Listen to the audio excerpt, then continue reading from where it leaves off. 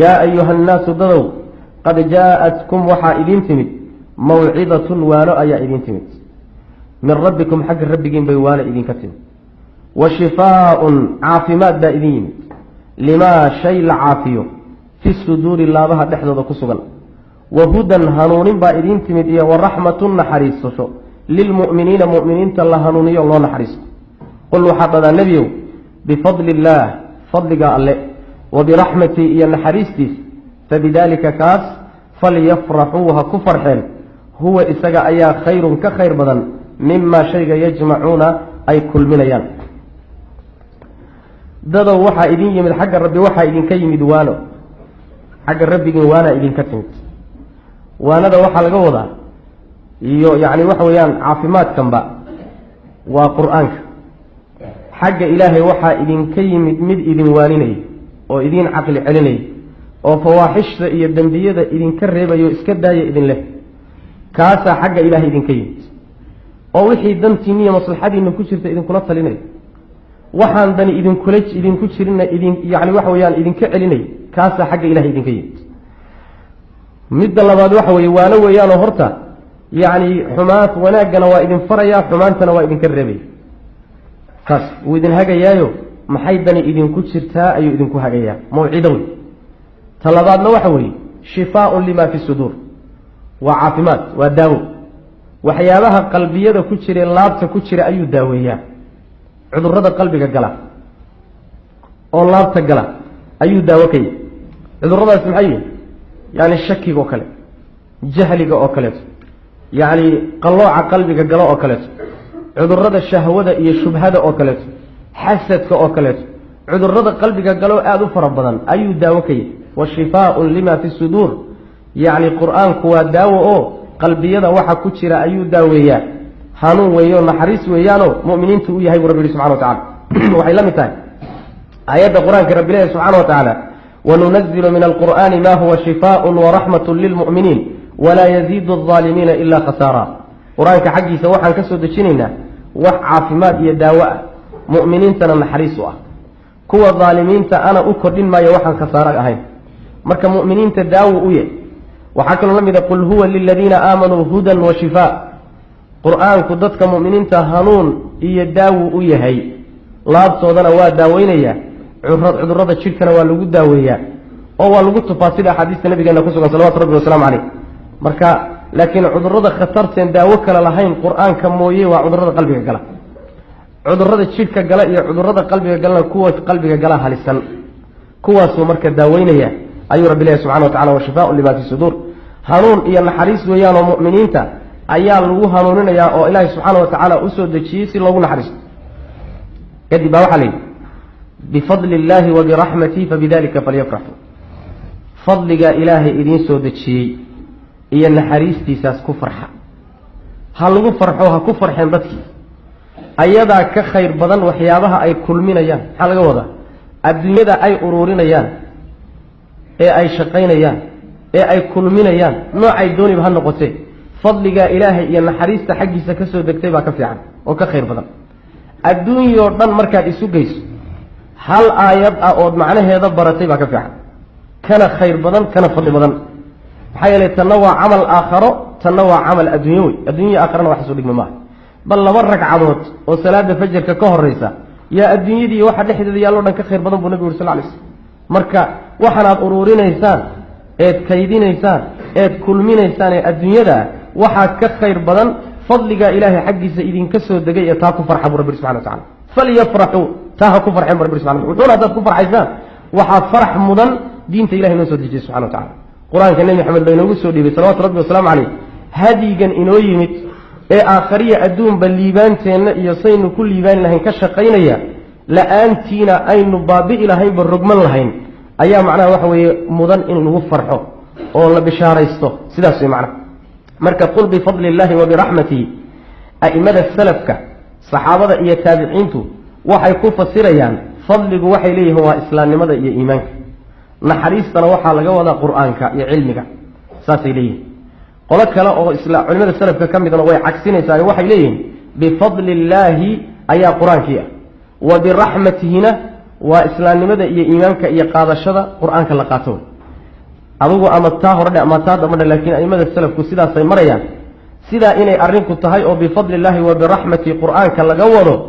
waxaa u markhaati kacaya siyaaqa siday aayaduhu usoo socdeen maxaa aayaddii ka horreysa u fiirsa yaa ayuha annaasu qad jaa'atkum mawcidatun min rabbikum wa shifaaun lima fi suduur wa hudan wa raxmatu waa qur-aanka wey markaa kadib baa waxaa la yidhi qul bifadli illaahi wa biraxmati waa aayadda hore waxay ka hadlayso qur-aankiia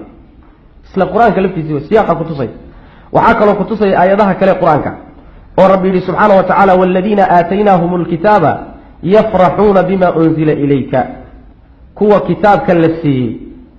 waxay ku farxaan wixii lagu soo dejiyey bimaa unzila ilayka bay ku farxaan oo qur-aanka ah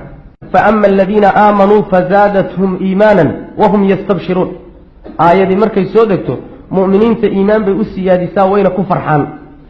marka qur-aanku wuxuu tilmaamayaa aayadahaasi tilmaamayaan shayga lagu farxayo waa qur-aanka iyo islaamnimada iyo iimaanka ilahay dadka siiye subxana wa tacala siyaaquna waa faa'ideynaya marka bifadli illahi wa biraxmati waa iimaanka iyo islaamnimada iyo qur-aanka sidaas ayaa macnaha tafsiirka saxdi u yahay waxaa tafsiir khaldan ah oo aada u khaldan ah in la yidhaahdo bifadli illaahi wa biraxmatihi waxaa laga wadaa mawliidka ilaahay waxa uu leeyahay qul bifadli illaahi wa biraxmatih fabidalika falyafraxuu huwa khayru mima yajmacuun sadaqa allahu alcadiim qul dheh nabiy llahi muxamedow salawaatu rabbi wasalaamuhu calayka ah bifadli illaahi ilaahay fadligiisa oo qur'aanka kariimka ah iyo wa biraxmatihi ilaahay naxariistiisa oo nabigeenna calayhi salaatu wasalaam fabidalika kaagaas oo keli ah falyafraxuu dadku ha ku farxeen baa la yidhi huwa kaagaasa khayrun u khayr badan mima yajmacuuna waxa ay dadku kulminayaan kaasaa u khayr badan buu yidhi ilaahay subxaanahu wa tacaala waa tafsiir aan isagu sal iyo raatoona lahayn mawliidkaa laga wadaa badhe mawliidka u daliishaday haddaad kutubta tafsiirka si kasta u dhex martaan xataa kutubtii tafsiirkee dambe ee muta-akhiriintu ay qoreen xataa kuwa aan kutubtooda ka ilaalinin wax alla waxay maqlaanba ku qore ee aan waxba xataa kala shaandhaynin sida xaashiyatu saawi iyo kuwa haddaad ka fiirsaan xataa hal tafsiir ah oo ku fasiraya bifadli illaahi wa biraxmatihi mawliid baa laga wadaa heli maysaan xataa tafaasiirta khuraafada hal tafsiir oo dhigaya ma jiro waxaa ugu horreeyey nin sidaa ku fasiro bifadli illaahi wa biraxmatihi mawliidka u daliishada nin la yidhaahdo moxamed calawi almaliki moxamed calawi maliki kitaab wuxuu la yidhahdo addakhaa'ir almuxamadiya waa nin munxarif ah oo aada u fog wey axad uga horreeyey oo culimada ka midana ma jiro waa nin hadda nool kitaabkaasaa wuxuu ku qoray mawliidka nebiga waxaa ku tusaya aayaddanaa loo daliishadayo qul bifadli illaahi wa biraxmatihi salafan wa khalafanna wax uga horreeye ma jiro ninkii aayadda u daliishadana isagoon buu ku raacay maxamed calawi maliki wuxuu yahay haddaad doonaysaan inaad ogaataanna kitaabkiisa inaad akridaan baa ficlaan oo la helo addakhaa'ir almuxamadiya waa ninka yidhi nebi maxamed sal alay wasalam kownkan maqaaliiddiisu isaga gacantiisa ku jirta haybka iyo cilmiga wax ka qarsooni ma jiro habeenkuu dhashay baa ka fadli badan leylatu lqadar yacni ninka khuraafaadkaa daldalay shanta haybkee qur-aanku sheegay ilaahay mayo wax kaloo og ma jiro nebi maxamedna wuu og yahay jannadu nebi maxamed gacantiisay ku jirtaabuu kitaabkiisa ku qoray ninka khuraafaadkaa meesha ku qoray weye ninka aayadda u daliishaday mawliidka nebiga sal alay waslam taasay marka wadaadadii suufiyadahay dabagaleenoo yacni nin waxay yidhahdaan soomaalidu nin yacni daad qaaday xumbo cuskay sideedaba haddaad marka hore khuraafo iyo bidco intaad jidaysato marka dambe daliil u raadi aada istiraahdo wax alla wixii la yidhi oo dhan waad iska qabsa ila waxma hayside qur-aanka marka la fasirayo waxaa loo baahan yahay in loo celiyo tafsiirkii salafka qur-aanka laysku fasiro axaadiista nebiga lagu fasiro tafaasiirtii salafka loo noqdo a'immadii hore maxay ku fasireen la yidhahdo laakiin bidcadaad adigu dejisatay ama dad ka soo gaadhay haddaad qur-aankii u luqunjibaadho oo intaad aayaadkii iyo axaadiistii qabato aada hawadaada la dabagasho ood ka dhigto wax adiga ku raacsan yani waa arrin aada iyo aada halisteeda ulwey waa ka abubakr sidiiq radi allahu canhu odhanaya ayu ardin tuqilunii wa ayu samaa'in tudilunii idaa qultu fii kitaabi illahi bira'yi dhulkee i haynaya samadeesa i hadhaynaysa haddii aan ilaahay kitaabkiisa ra'yigayga iyo aniga sidii ilo quman aan ku fasiro dhulka aniga ii dulqaadanaya waa dhulkee samadase i hadhaynaysa waa samadee macnaheedu waxa weye xaalku waa halis waa abubakr sidiiq wey ra'su lawliyaa wey ummadda ninkii ugu cimid badnaa uguna fadli badnaa wey haddana maca daalika wuxuu leeyahay kitaabka ilahay haddaan ra'yigayga ku dhex galo oon iskaga fasirto samadee ihaynaysa dhulkee ihaynaysa samadeese aniga korkayga joogaysa weli macnaha marka abubakar hadduu saa leeyahay wadaad maanta joogo khuraafaadkaasi ka buuxaan oo maaliki iyo jinkaas ah wax uu meel uu qur-aanka la aaday in layska dabagalo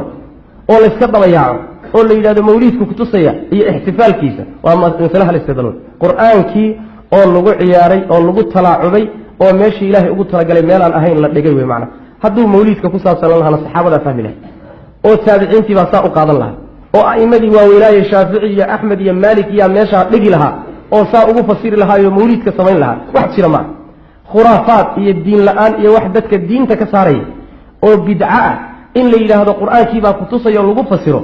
oo loo leexsado qur-aankii jeebka la gashadayo masale aada halisteeda ula wey qul bifadli illaahi wa biraxmatihi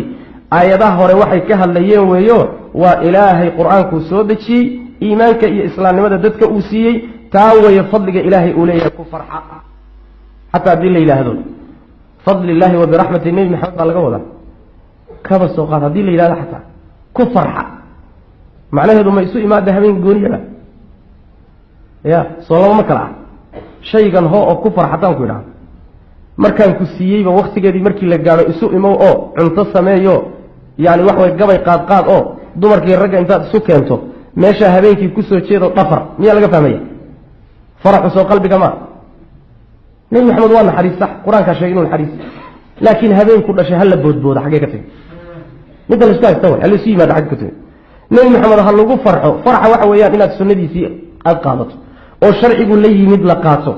oo yani waxa weye diintiisii la tixgeliyo oo wixii uu ka tagay yidhi laga tago oo wixii qaata uu yidhi la raaco oo sunnadiisii la weyneeyo taasaa nebiga ku farxidiisa salawatu rabbi waslamu caleyh laakiin inaad farxaad adigu rabta ee dejisatay u qaado ood xagga u leexisay maa waa xataa haddii la yidhaahdo bifadli illaahi wa biraxmati nebi maxamed baa laga wada marnaba mawliid ma keenayso iyo ixtifaalkiisa iyo isu-inaadkiisa ayadda in loo leexiyaayey waa arrin khatarteedana wey